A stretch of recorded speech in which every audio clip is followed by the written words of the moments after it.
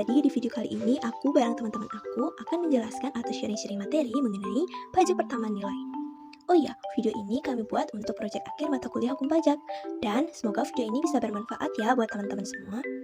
Nah, sebelum kita ke materinya, aku sama teman-teman aku mau perkenalan diri dulu nih. Jadi kita langsung aja ya ke perkenalannya. Baik, perkenalkan kami kelompok 6 dan dengan saya sendiri, Nipanda Putu Febrianti, NIM 211561309, nomor absen 2. Saya Niwayan Minaulandari, NIM 21156130334, absen 7. Baik, saya Agustinor Hari Suryawan, NIM 21156130444, absen 9. Perkenalkan, nama saya Luputu Kamalia Aryani, NIM 211561304, nomor absen 14. Dan kami dari kelas 1D, program studi D3 Akuntansi, jurusan Akuntansi Politeknik Negeri Bali. Nah, karena tadi perkenalannya udah, sekarang kita lanjut aja yuk ke materinya. Happy watching everyone! Baiklah, di sini saya akan menjelaskan materi mengenai pengertian dan juga dasar hukum dari pajak pertambahan nilai. Apa sih pajak pertambahan nilai itu? Pajak pertambahan nilai adalah pajak yang dikenakan atas transaksi jual beli barang maupun jasa yang dilakukan oleh wajib pajak pribadi atau wajib pajak badan yang telah menjadi pengusaha kena pajak atau PKP. Lalu untuk dasar hukum dari pajak pertambahan nilai sendiri adalah Undang-Undang Nomor 42 Tahun 2009. Selanjutnya ada mekanisme pengenaan PPN, yang dimana mekanisme pengenaan PPN ini dapat kita gambarkan sebagai berikut. Yang pertama, pada saat membeli atau memperoleh BKP atau JKP, maka akan dipungut PPN oleh PKP penjual, dan bagi pembeli PPN tersebut merupakan pajak masukan. Yang kedua, pada saat menjual atau menyerahkan BKP atau JKP kepada pihak lain, wajib memungut PPN, yang dimana bagi penjual PPN tersebut merupakan pajak keluaran. Yang ketiga, apabila dalam satu masa pajak atau dalam jangka waktu yang lamanya sama dengan 1 bulan takwim, jumlah pajak keluaran lebih besar daripada jumlah pajak masukan, maka selisihnya tersebut harus disetorkan ke kas negara. Yang keempat, apabila dalam suatu masa pajak jumlah pajak keluarannya lebih kecil daripada jumlah pajak masukan, maka selisihnya dapat direstitusi atau diminta kembali, atau bisa juga dikompensasikan ke masa pajak berikutnya. Lalu yang kelima, pelaporan penghitungan PPN dilakukan setiap masa pajak dengan menggunakan surat pemberitahuan masa pajak pertambahan nilai, atau yang disingkat dengan SPT masa PPN.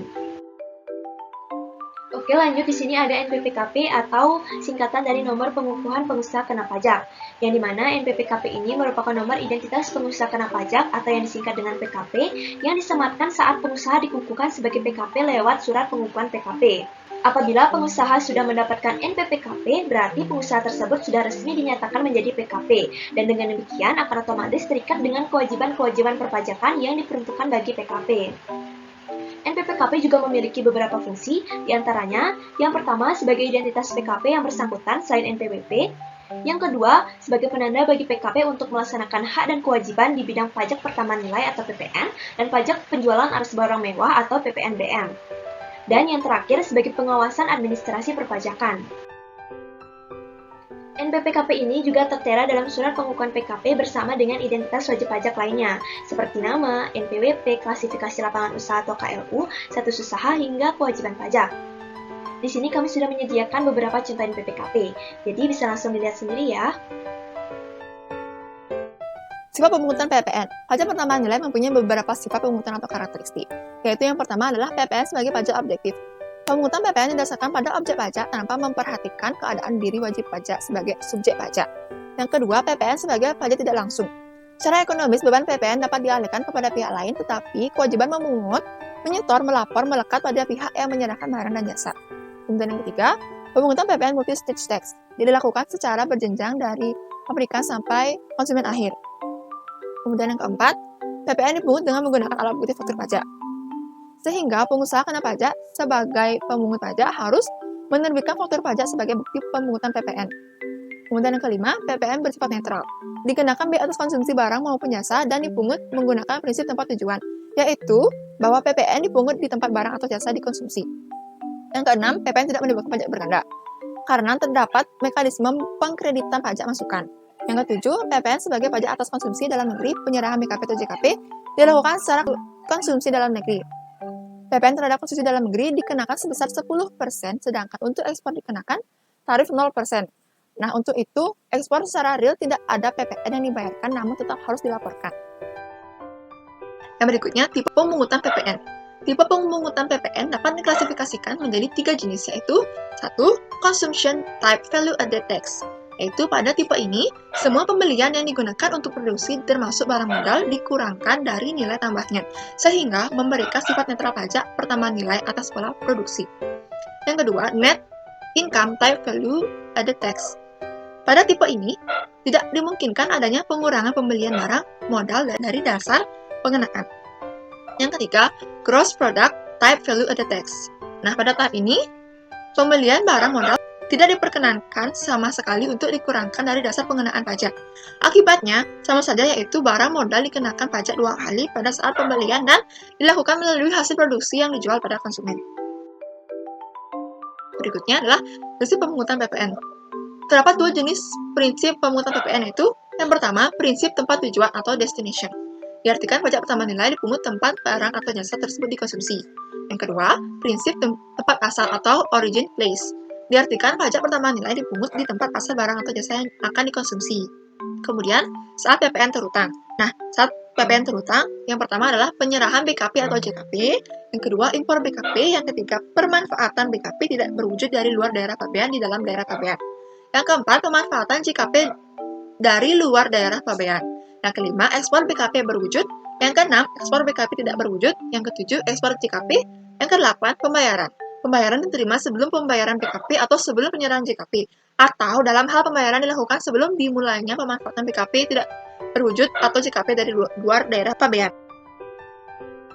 Kemudian SPT masa PPN. SPT masa PPN merupakan suatu formulir laporan pajak pertambahan nilai yang wajib diisi dan dilaporkan oleh pihak pengusaha kena pajak atau PKP. Nah, fungsi SPT masa PPN selain untuk melaporkan pembayaran atau pelunasan pajak, namun juga dapat digunakan untuk melaporkan harta dan kewajiban serta penyetoran pajak dari pemotong atau pemungut. Kemudian SP masa PPN harus dilapor setiap bulannya. Dan juga jatuh tempo pelaporan adalah pada hari terakhir atau tanggal 30 atau 31 bulan berikutnya setelah akhir masa pajak yang bersangkutan. Dan juga jika tak melapor dikenakan denda sebesar Rp500.000 dari UU KUP pasal 7 ayat 1. Sini saya akan menyampaikan materi tentang subjek PPN. Yang pertama ada pengusaha kena pajak atau PKP. PPN dipungut oleh PKP dalam kondisi berikut. Yang pertama, PKP melakukan penyerahan BKP atau JKP. Yang kedua, PKP melakukan ekspor BKP tidak berwujud, dan ekspor JKP. Selanjutnya ada non-PKP. Non-PKP ialah seorang individu atau pribadi dan non-PKP yang menggunakan BKP atau JKP di wilayah pabean Indonesia merupakan subjek pajak. Namun ini hanya sebatas pada pembayaran PPN, yang umumnya harga yang dibayar oleh konsumen sudah termasuk pemungutan PPN. PPN akan tetap terutang walaupun yang melakukan kegiatan bukanlah PKP. Dalam kondisi sebagai berikut. Yang pertama ada impor BKP, kedua pemanfaatan BKP tidak berwujud dari luar daerah pabean di dalam daerah pabean. Yang ketiga ada pemanfaatan JKP dari luar daerah pabean di dalam daerah pabean. Yang keempat adalah melakukan kegiatan pembangunan. Selanjutnya ada pengusaha kecil juga merupakan subjek dari PPN. Itu artinya pengusaha kecil memiliki kewajiban-kewajiban yang mengikat, khususnya ketika mereka memilih agar ditetapkan sebagai PKP, sehingga mereka sepenuhnya dan wajib memungut, menyetor, dan melaporkan PPN dan PPNBM yang terutang. Selanjutnya ada tarif PPN. Tarif PPN yang berlaku saat ini adalah 10%. Untuk tarif PPN sebesar 0% diterapkan atas 1. Ekspor BKP berwujud, yang kedua ekspor BKP tidak berwujud, yang ketiga ekspor JKP. Berdasarkan pertimbangan perkembangan ekonomi dan peningkatan kebutuhan dana untuk pembangunan, pemerintah diberi wewenang mengubah tarif PPN menjadi paling rendah sebesar 5% dan paling tinggi menjadi 15% dengan tetap memakai prinsip tarif tunggal. Selanjutnya ada pemungut PPN. Untuk pemungut PPN ialah instansi yang sudah ditunjuk oleh Menteri Keuangan yang memiliki kewajiban untuk memungut, menyetor, dan melaporkan pajak terutang atas penyerahan BKP dan JKP yang dikenakan PPN. Adapun pemungut yang ditunjuk oleh Menteri langsung yaitu bendaharawan pemerintah, kantor pembendahara dan kas negara, yang kedua pemegang kuasa atau kontraktor, yang ketiga ada BUMN. Selanjutnya ada dasar pengenaan PPN. Untuk menghitung besaran pajak yang terutang perlu adanya dasar pengenaan pajak atau yang kita sebut dengan DPP. Yang menjadi DPP ialah 1. Harga jual, nilai berupa uang, termasuk semua biaya yang diminta oleh penjual karena penyerahan BKP, yang tidak termasuk tarif PPN, yang dipungut dan potongan yang tercantum. Yang kedua ada penggantian, nilai berupa uang termasuk seluruh biaya yang diminta oleh pengusaha atas penyerahan JKP. Yang ketiga ada nilai impor, nilai berupa uang menjadi perhitungan biaya masuk yang ditambahkan dengan pungutan berdasarkan pada ketentuan dalam peraturan perundang-undang berlaku.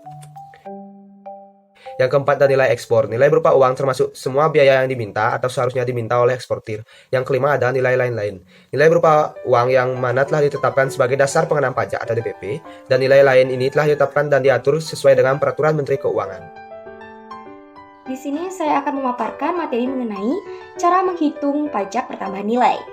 Dengan rumus, PPN sama dengan dasar pengenaan pajak dikalikan dengan tarif pajak. Untuk contoh soal yang pertama, di mana pengusaha kena pajak PT Unilever menjual tunai barang kena pajak atau BKP kepada pengusaha B dengan harga jual 25 juta, yang dimana PPN yang terutang sebesar, adapun perhitungannya, sama dengan 10% dikalikan dengan 25 juta, jadi mendapatkan hasil Rp2.500.000. Jadi, PPN yang sebesar 25 juta tersebut merupakan pajak keluaran yang dipungut oleh PKP PT Unilever. Sedangkan bagi PKP perusahaan B, pajak tersebut merupakan pajak masukan. Baik, untuk contoh kasus selanjutnya, di mana PT Sukses Selalu adalah PKP yang mempunyai API pada tanggal 17 Maret 2015, mengimpor sebuah mesin dengan harga faktur sebesar $10.000. Biaya administrasi dan biaya angkut masing-masing sebesar 2% dan 4% dari harga faktur. Tarif bea masuk dan bea masuk tambahan masing-masing sebesar 20% dan 10% dari CIV. CIV tersebut juga PPN sebesar 10% di mana kurs yang berlaku saat itu sebesar Rp14.500. Jadi hitunglah PPN atas impor. Perhitungannya, harga mesin sebesar $10.000, administrasi sebesar $200, di mana didapat dari $10.000 dikalikan dengan 2%. Lalu biaya angkut sebesar $400, yaitu didapat dari $10.000 dikalikan dengan 4%. Jadi totalnya yaitu harga pabean senilai $10.600. Untuk perhitungan pemungutan, di mana bea masuk 20% yaitu $2.120 yang didapat dari $10.600 dikalikan dengan 20%. Lalu bea masuk tambahan 10% yaitu $1.060 yang didapat dari $10.600 dikalikan dengan 10%. Jadi totalnya $3.180. Untuk nilai impor, sama dengan harga pabean ditambahkan dengan total pemungutan yaitu $10.600 ditambah dengan $3.180 sama dengan $13.780. Untuk dasar pengenaan pajak penghasilan pasal 22 yaitu $13.780 dikalikan dengan Rp14.500 sama dengan Rp100.099.810.000. Jadi, total pajak pertambahan nilai yang dipungut yaitu sebesar Rp100.099.810.000 dikalikan dengan 10% sama dengan Rp19.981.000. Jadi, terdapat beberapa pengertian-pengertian. Yang pertama, daerah pabean adalah wilayah Republik Indonesia yang meliputi wilayah darat, perairan, dan ruang udara di atasnya, serta tempat-tempat tertentu di zona ekonomi eksklusif dan landasan kontinen yang di dalamnya berlaku undang-undang yang mengatur mengenai kepabeanan. Lalu yang kedua, ada impor.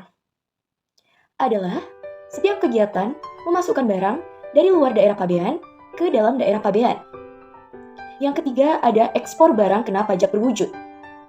Adalah setiap kegiatan mengeluarkan barang kena pajak berwujud dari dalam daerah pabean ke luar daerah pabean. Yang keempat, ada ekspor barang kena pajak tidak berwujud. Adalah setiap kegiatan pemanfaatan barang kena pajak tidak berwujud dari dalam daerah pabean di luar daerah pabean. Selanjutnya, untuk nomor 5, ekspor jasa kena pajak. Adalah setiap kegiatan penyerahan jasa kena pajak ke luar daerah pabean.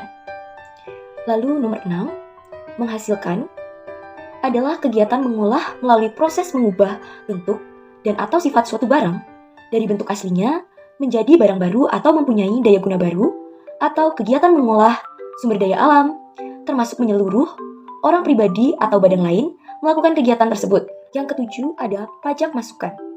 Adalah pajak pertambahan nilai yang seharusnya sudah dibayar oleh pengusaha kena pajak, karena perolehan barang kena pajak dan atau perolehan jasa kena pajak dan atau pemanfaatan barang kena pajak tidak berwujud dari luar daerah pabean dan atau pemanfaatan jasa kena pajak dari luar daerah pabean dan atau impor barang kena pajak. Yang kedelapan, pajak keluaran.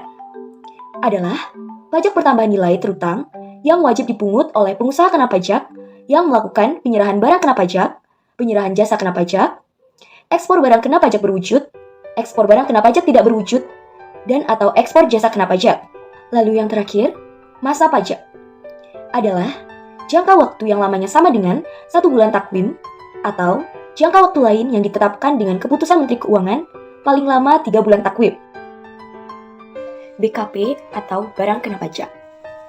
Yang dimana pengertian dari barang itu sendiri adalah barang berwujud yang menurut sifat atau hukumnya dapat berupa barang bergerak atau barang tidak bergerak dan barang tidak berwujud.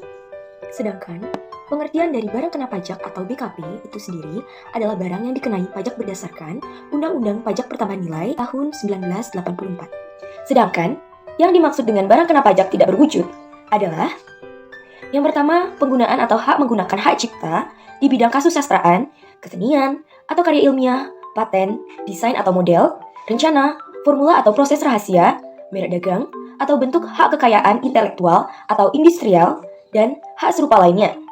Yang kedua, penggunaan atau hak menggunakan peralatan atau perlengkapan industrial, komersial, atau ilmiah.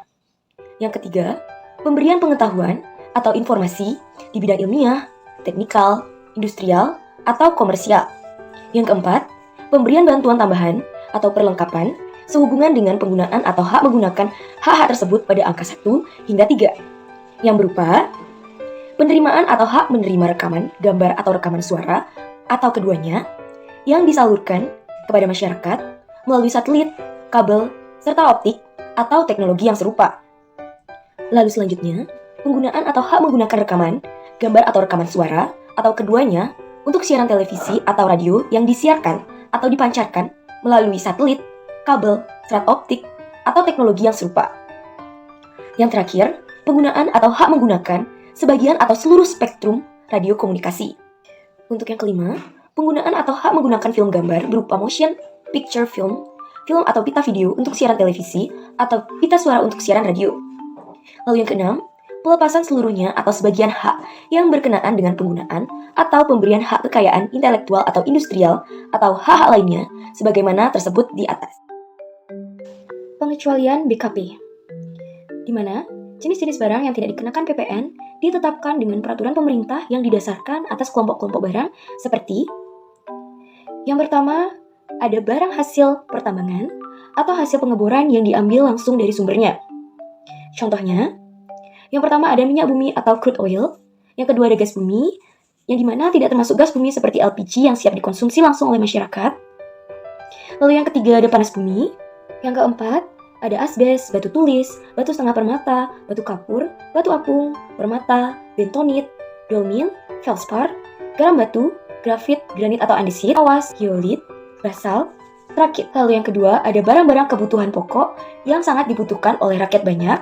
Contohnya, beras, gabah, jagung, sagu, kedelai, garam baik yang beriodium maupun yang tidak beriodium, daging, yaitu daging segar tanpa diolah, tetapi telah melalui proses disembelih, dikuliti, dipotong, didinginkan, dibekukan, dikemas atau tidak dikemas, digarami, dikapur, diasamkan, diawetkan dengan cara lain dan atau direbus. Selanjutnya, ada makanan dan minuman yang disajikan di hotel, restoran, rumah makan, warung, dan sejenisnya, di mana meliputi makanan dan minuman, baik yang dikonsumsi di tempat maupun tidak, termasuk makanan dan minuman yang diserahkan oleh usaha jasa boga atau catering.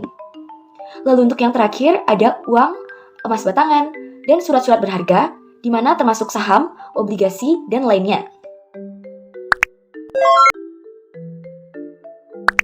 Penyerahan barang kena pajak. Penyerahan barang kena pajak adalah setiap kegiatan penyerahan barang kena pajak, yang dimana penyerahan barang yang termasuk dalam pengertian penyerahan BKP adalah yang pertama, penyerahan hak atas BKP karena suatu perjanjian. Yang kedua, pengalihan BKP karena suatu perjanjian sewa beli dan atau perjanjian sewa guna usaha atau leasing. Yang ketiga, penyerahan BKP kepada pedagang, perantara atau melalui juru lelang. Yang keempat, pemakaian sendiri dan atau pemberian cuma-cuma atas BKP. Lalu yang kelima, BKP berupa persediaan dan atau aktiva yang menurut tujuan semula tidak untuk diperjualbelikan yang masih tersisa pada saat pembubaran perusahaan. Yang keenam, penyerahan BKP dari pusat ke cabang atau sebaliknya dan atau penyerahan BKP antar cabang. Yang ketujuh, penyerahan BKP secara konsinyasi. Dan yang kedelapan, penyerahan BKP oleh PKP dalam rangka perjanjian pembiayaan yang dilakukan berdasarkan prinsip syariah yang penyerahannya dianggap langsung dari PKP kepada pihak yang membutuhkan BKP. Nah, di sini terdapat penyerahan barang yang tidak termasuk dalam pengertian penyerahan BKP, yaitu yang pertama, penyerahan BKP kepada maklar sebagaimana dimaksud dalam Kitab Undang-Undang Hukum Dagang. Lalu yang kedua, penyerahan BKP untuk jaminan utang piutang. Yang ketiga, penyerahan BKP dari pusat ke cabang atau sebaliknya, dan atau penyerahan BKP antar cabang dalam hal PKP melakukan pemusatan tempat pajak terutang. Yang keempat, ada pengalihan BKP dalam rangka penggabungan, peleburan, pemekaran, pemecahan, dan pengambil alihan usaha dengan syarat pihak yang melakukan pengalihan dan yang menerima pengalihan adalah PKP atau pengusaha kena pajak. Lalu yang kelima, BKP berupa aktiva yang menurut tujuan semula tidak untuk diperjualbelikan, yang masih tersisa pada saat pembubaran perusahaan, dan yang pajak masukan atas perolehannya tidak dapat dikreditkan. Jasa kena pajak atau JKP. Jadi, pengertian jasa adalah setiap kegiatan pelayanan yang berdasarkan suatu perikatan atau perbuatan hukum yang menyebabkan suatu barang, fasilitas, kemudahan, atau hak tersedia untuk dipakai, termasuk jasa yang dilakukan untuk menghasilkan barang karena pesanan atau permintaan dengan bahan dan atas petunjuk dari pemesan.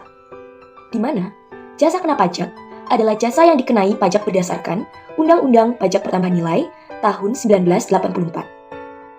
Adapun pengecualian jasa kena pajak atau JKP meliputi yang pertama ada jasa pelayanan kesehatan medis. Nah, ini meliputi jasa dokter umum, dokter spesialis, dan dokter gigi, jasa dokter hewan, jasa ahli kesehatan seperti ahli akupuntur, ahli gigi, ahli gizi, dan ahli fisioterapi, dan sebagainya.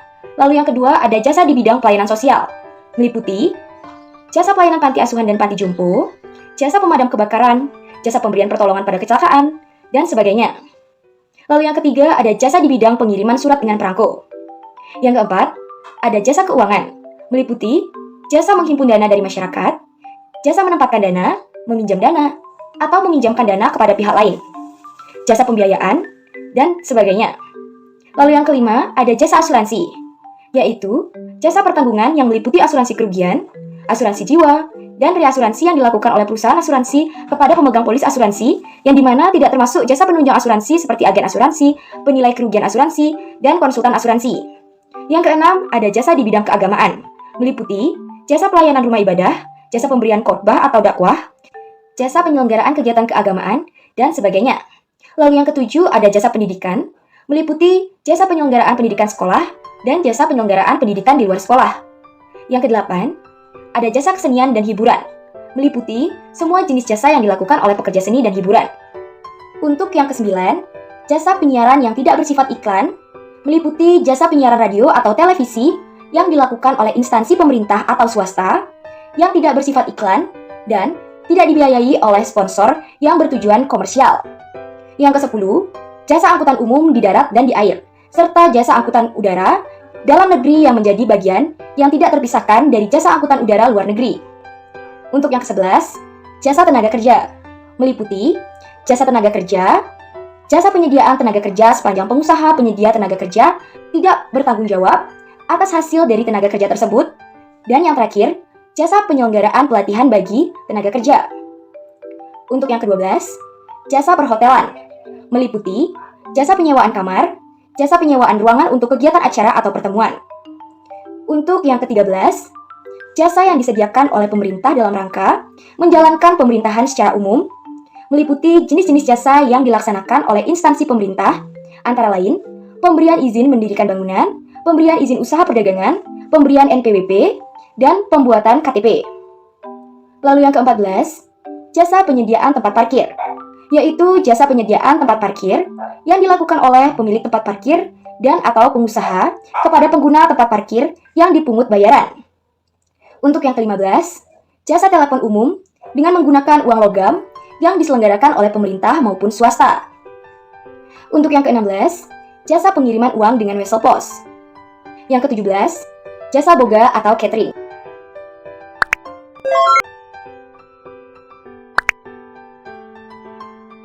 Pengecualian kewajiban pengusaha kena pajak atau PKP, di mana pengusaha yang dikecualikan dari kewajiban sebagai PKP adalah yang pertama ada pengusaha kecil, yang kedua ada pengusaha yang semata-mata menyerahkan barang dan atau jasa yang tidak dikenai pajak pertambahan nilai atau PPN.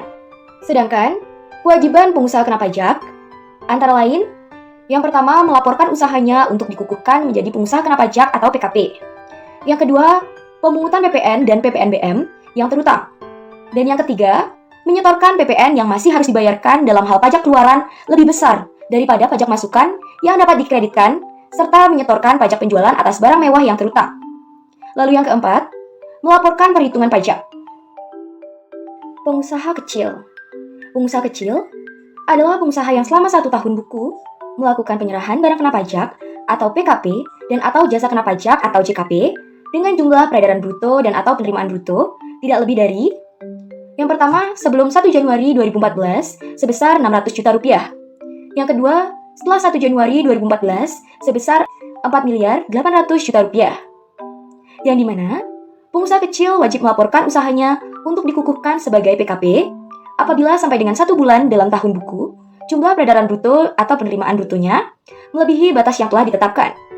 Pengusaha tersebut wajib melaporkan usahanya untuk dikukuhkan sebagai PKP paling lama akhir bulan berikutnya setelah bulan saat jumlah peredaran bruto dan atau penerimaan brutonya melebihi batas pengusaha kecil. Adapun beberapa hal yang perlu diketahui sehubungan dengan pengusaha kecil. Yang pertama, dilarang membuat faktur pajak. Kedua, tidak wajib memasukkan SPT masa PPN. Ketiga, diwajibkan membuat pembukuan atau pencatatan. Dan yang terakhir, wajib lapor untuk dikukuhkan sebagai PKP bagi pengusaha kecil yang memperoleh peredaran brutonya di atas batas yang telah ditentukan. Sekian materi yang dapat kami sampaikan. Kami mohon maaf apabila ada kesalahan kata baik yang disengaja maupun yang tidak disengaja. Dan sampai jumpa di lain waktu.